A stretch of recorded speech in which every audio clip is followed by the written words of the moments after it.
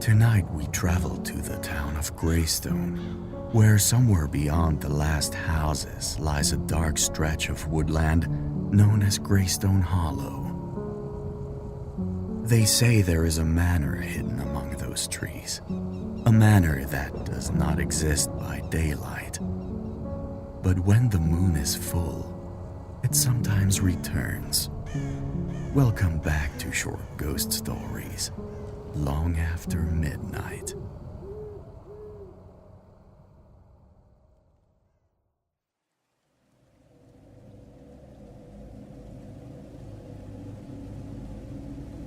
The Haunting of Greystone Hollow. By the time Evelyn arrived in the town of Greystone, a cold October afternoon was already fading into evening. Rain had been falling since morning, not heavily, but with the steady persistence of autumn weather. The narrow streets shone beneath a colorless sky.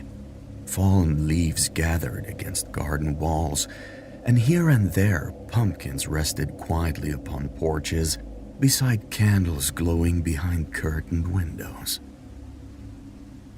Beyond the final houses, thick woodland rose across the surrounding hills, dark with pine and wet oak, enclosing Greystone so completely that the town appeared to have been carved from the forest rather than built beside it. Evelyn had traveled here because of a story.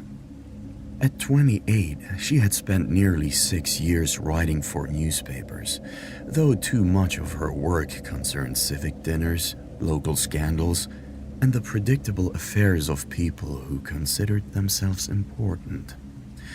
What interested her were the stories usually buried near the back pages. Unexplained disappearances, forgotten places, and local legends which respectable editors mentioned only when nothing more substantial was available. Greystone Hollow had appeared in several such reports. Over 27 years, 6 people had vanished in the woods surrounding the town. Most had disappeared in autumn, and several within a day of the full moon. The reports differed in almost every detail except one. Somewhere in Greystone Hollow, people claimed, stood an enormous old house known as Greystone Manor. The difficulty was that no such house existed. No map showed it. No county record acknowledged it. Hunters who crossed the hollow in daylight found no foundations, ruined walls, or abandoned road that might once have served a large estate. Yet people continued to speak of the manor, though seldom willingly, and some claimed to have seen its chimneys rising above the trees on moonlit nights. Evelyn intended to find out why. The Greystone Inn stood opposite a small town square, a broad 2-story building with weathered white walls and an old wooden sign hanging above the entrance. Inside, a fire burned in a stone hearth. Brass lamps gave the room a comfortable amber glow, and the smell of wood smoke mixed pleasantly with roast meat and damp wool. An elderly man stood behind the bar polishing a glass. He was tall despite his age, with a narrow weathered face and heavy white eyebrows. "You'll be Miss Hartley," he said. Evelyn smiled as she removed her gloves. "You make me feel expected." "There aren't many strangers in Greystone this time of year." He put down the glass. "Gideon Briggs."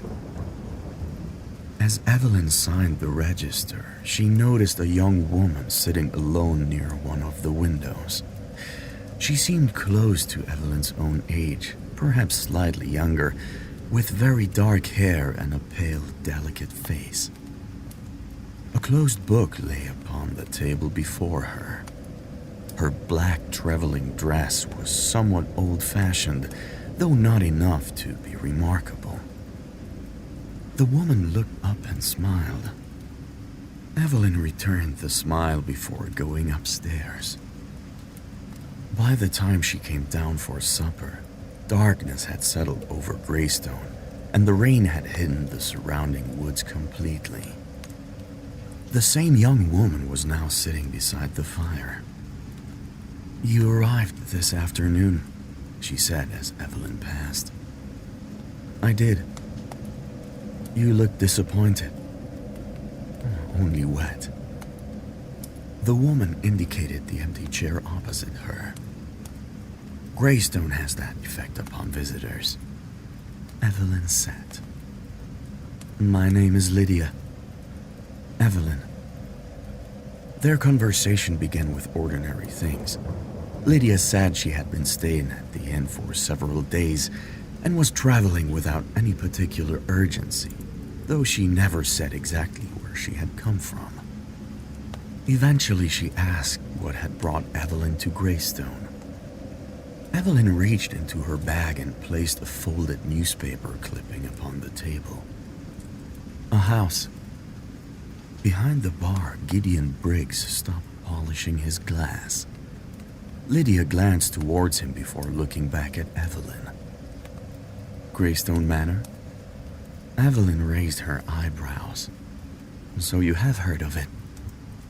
"Everybody here has heard of it," Gideon said. "That does not make it something worth looking for." He came around the bar and stood beside their table. Evelyn explained what she had read: the disappearances, the hollow, the house supposedly visible only beneath a full moon. Gideon's expression remained grave. "In daylight, you can search those woods from one end to the other. Hunters have done it. Lumbermen worked there when I was young. There are old trails, Coldwater Creek, and enough trees to get a careless person lost before supper. But there is no manor." "And at night?" Gideon looked towards the darkened windows. "Sometimes there is." Evelyn leaned forward. "Have you seen it?" The old man's face changed slightly. "Once, when I was 19, 2 friends and I had stayed too long in the hollow while hunting. The moon came up, and we saw lights where there should have been nothing but trees. There was a great house in a clearing none of us remembered seeing before, and a lantern was burning beside the door." "What happened?" "My friends went closer. I didn't." Gideon paused, his eyes fixed upon the fire. "One came back before dawn. They found him beside Coldwater Creek, barefoot and half frozen. For 3 days he couldn't remember his own name. The other one was never found." "And the house?" "Gone. Men searched for nearly 2 weeks and found nothing." Gideon rose from his chair. "Every few years somebody arrives here wanting to prove the story wrong. People looking for a fright. We warn them. Some listen." He picked up an empty glass. "Those are generally the ones who come back." When he had returned behind the bar, Lydia watched Evelyn for a moment. "But you're going anyway." "I didn't come all this way to write that Gideon Briggs advised me to stay beside the fire." "The full moon is tomorrow." "I know." Lydia lowered her voice. "There is a clearing beyond Coldwater Creek. If the manor appears anywhere, that is where you should wait." Evelyn looked at her more closely. "How do you know?" "I've been there." Lydia described the route with surprising precision. Evelyn was to follow an old timber road until she found a pine split by lightning, take the narrow left trail to Coldwater Creek, cross at a line at flat stones, and continue uphill until she reached 3 dead oaks. "Beyond them is the clearing," Lydia said. "That is remarkably detailed for someone who isn't from Greystone." A faint expression crossed Lydia's face. "I have a good memory." "Did you see the manor there?" Lydia looked into the fire. "Not that night." Before Evelyn could question her further, Gideon announced that supper was ready. Lydia did not return to the subject. The following morning was gray but dry. Evelyn gathered her provisions, tent, notebook, lantern, and enough food for 2 nights.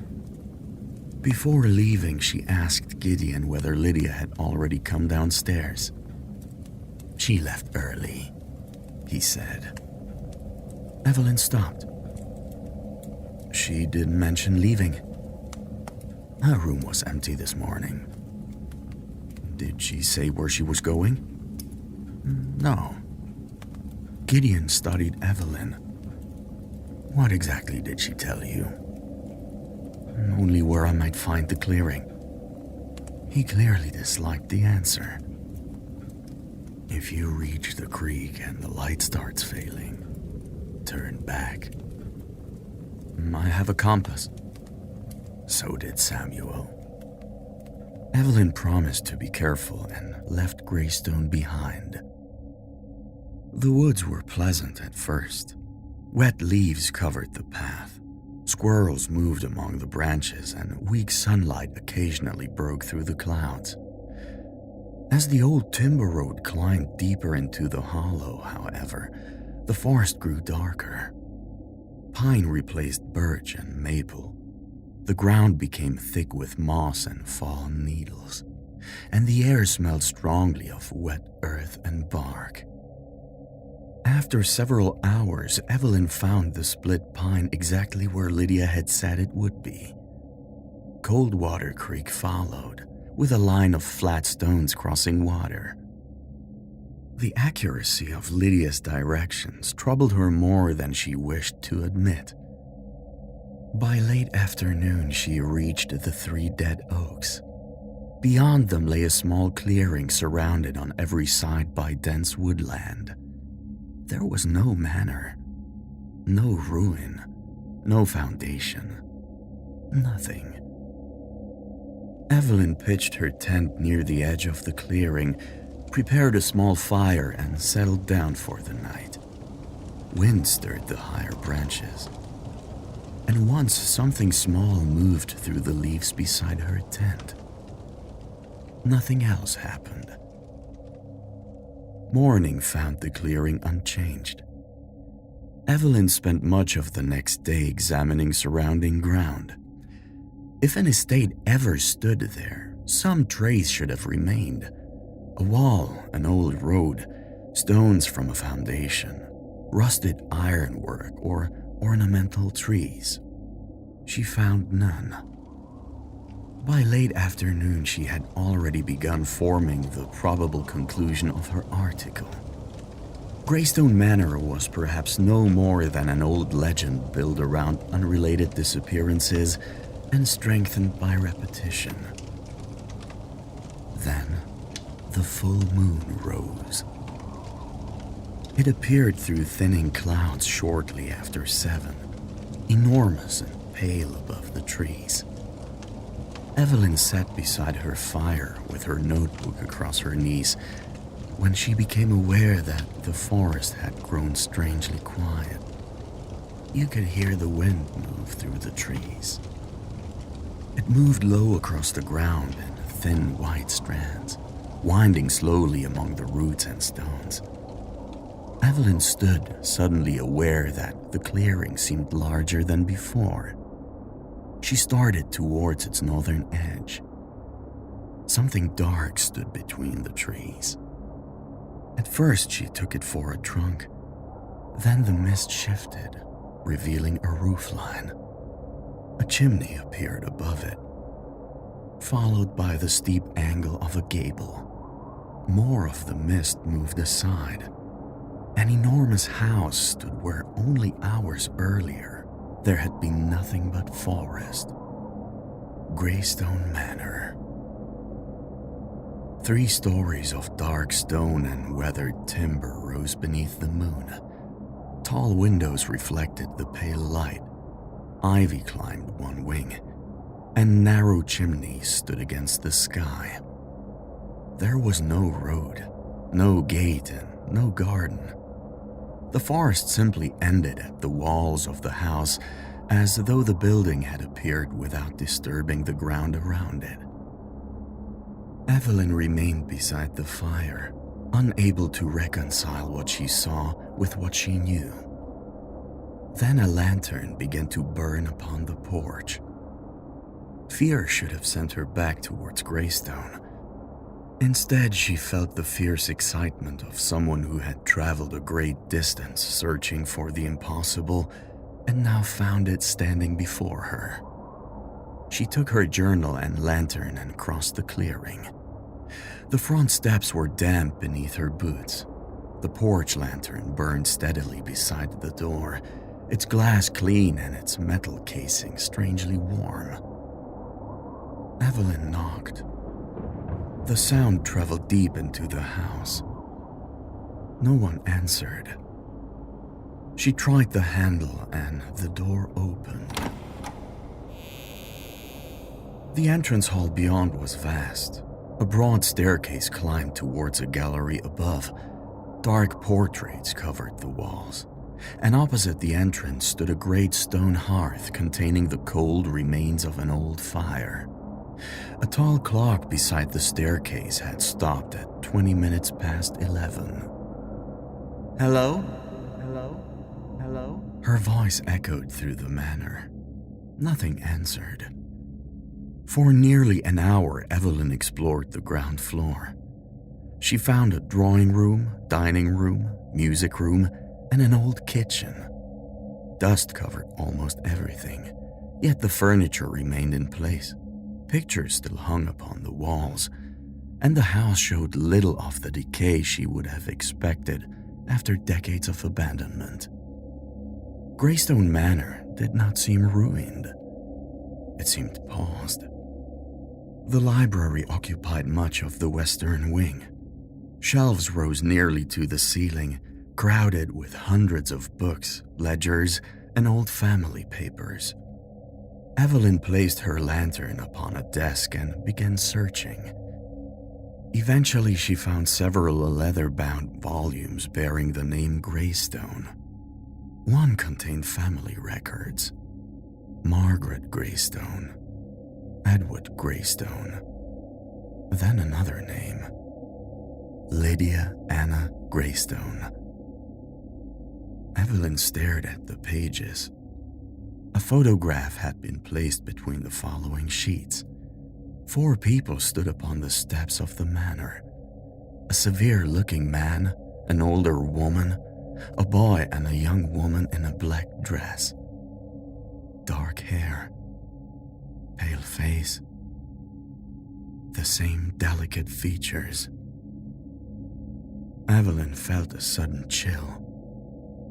The woman she had spoken with beside the fire at Greystone Inn looked back at her from a photograph more than half a century old. A floorboard creaked somewhere beyond the library. Evelyn turned. Another sound followed from upstairs. Slow footsteps crossed the room above her and stopped. "Lydia? Lydia? Lydia?" There was no answer. Evelyn looked back at the photograph. Beneath it, written in faded ink, were the words, "Lydia before the hollow." Then someone whispered her name from the corridor. Evelyn lifted the lantern and moved towards the doorway. The hall stood empty, but the silence of the manor had gone. Faint voices now drifted from somewhere beyond the walls. Men speaking, a woman laughing, the distant movement of a chair and dishes. She followed the sound into the entrance hall. The great stone hearth was burning. A bright fire filled the grate where cold ashes had lain only minutes earlier. The grandfather clock had begun ticking. A warm light seemed to move through several adjoining rooms. Evelyn hurried back to the library. A narrow leather journal now lay beside the family register. She was certain of it and had not been there before. The name Lydia was written upon its cover. The first entries were ordinary accounts of family life, visitors and walks through Greystone Hollow. Later, the handwriting grew increasingly uneasy. Father says the house must never stand empty beneath the October moon. Farther on, Edward heard Mother speaking in the East Corridor, though Mother has been dead for 9 months. Then, the servants have gone. Father refuses to leave. He says Greystone belongs to us. I fear it is we belong to Greystone. The later entries were more disturbing. There are rooms tonight which did not exist yesterday. The windows show the woods, but the woods cannot see us. Years seem to pass between the final pages. I have waited through 73 moons. The house will not let me die. Sometimes I hear people outside. Hunters, travelers. I call, but they cannot hear me. One final entry had been written in ink that looked almost fresh. I understand what it wants now. One enters, one leaves. Floorboard creaked behind her. Evelyn turned. Lydia stood in the doorway. She wore the black dress from the photograph. Her face looked much as it had at the inn, but her skin was almost colorless, and her dark eyes possessed an exhaustion that no young face should have carried. "You knew I would come here," Evelyn said. "Yes. You sent me. You sent me." Lydia lowered her eyes. "Yes. Why?" For a moment she seemed unable to answer. "Because I have been here too long." The voices within the walls grew louder. Evelyn heard fragments of speech now, some pleading, some crying, others simply repeating names. "You were trapped here?" "For longer than I can remember." "And now?" Lydia looked towards the window. "Now you are here." Evelyn looked down at the journal. One enters, one leaves. Understanding came with such sudden clarity that she stepped backwards. "No." Lydia closed her eyes. "I'm sorry." Evelyn ran.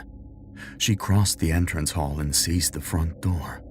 It opened not onto the porch, but directly into the library she had just left. She slammed it shut and tried another entrance. That one opened onto the upstairs gallery. A door beneath the staircase led into the drawing room, while the drawing room door returned her to the entrance hall. The house had folded itself around her. Evelyn ran upstairs and entered the first bedroom she found. Beyond its window lay Greystone Hollow beneath the full moon. Lydia stood in the clearing. Something about her had changed.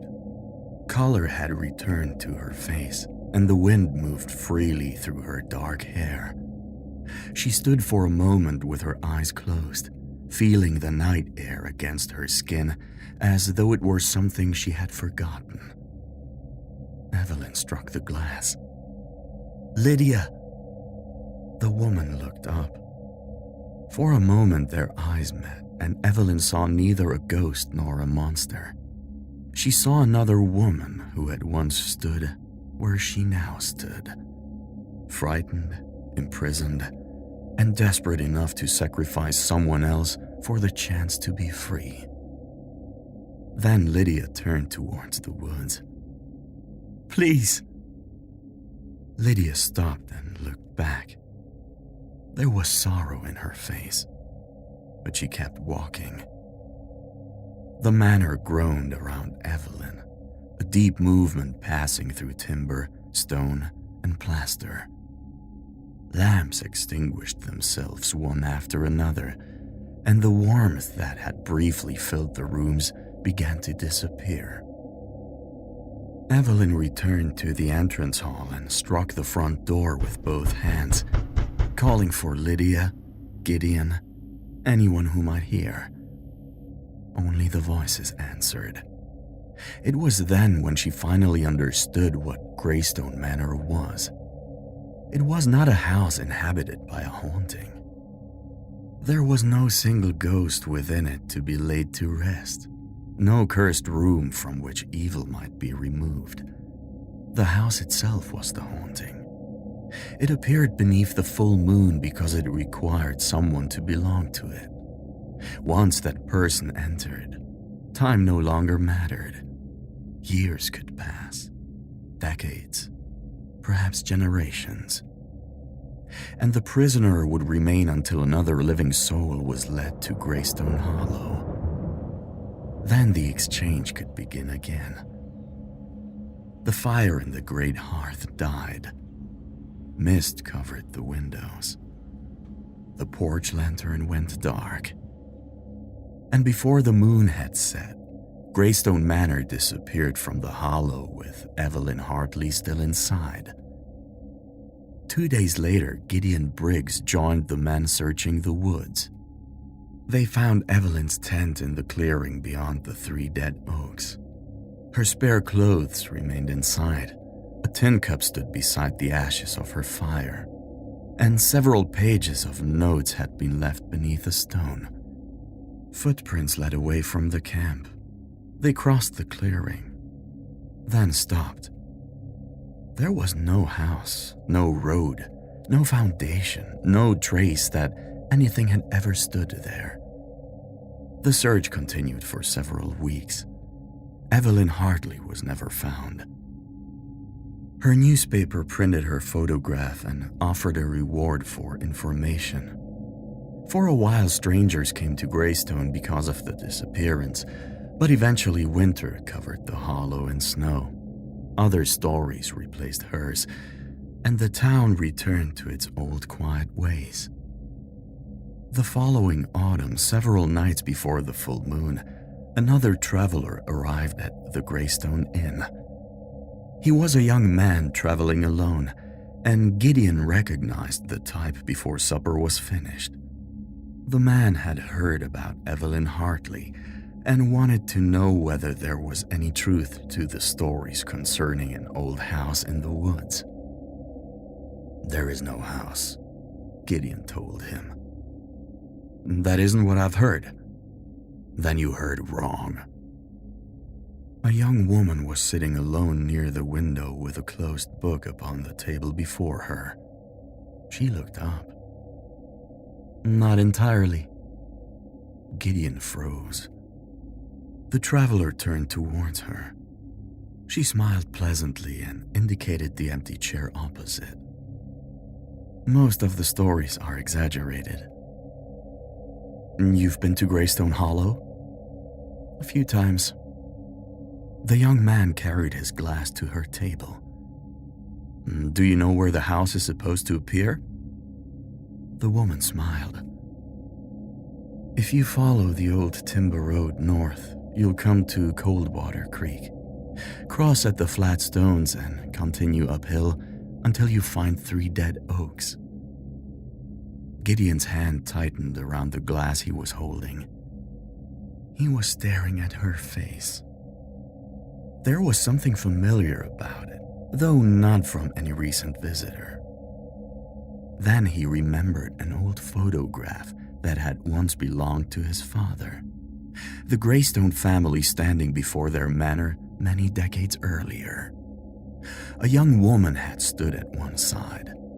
Dark hair, pale face, a black dress. The traveler leaned closer. And then, you'll find the clearing. Outside, the wind moved fallen leaves across the square. The young man smiled. What did you say your name was? For a moment, the woman looked beyond him, through the window towards the dark hills surrounding Greystone. Tomorrow night, the moon would be full. Then she turned back to him. My name is Lydia. And far beyond the town, deep inside Greystone Hollow, a lantern began to burn.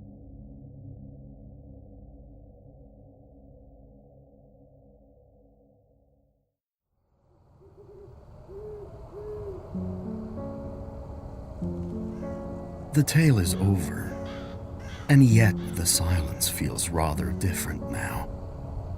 If tonight's story kept you listening, please like, share, and subscribe for more tales told long after midnight. Until next time.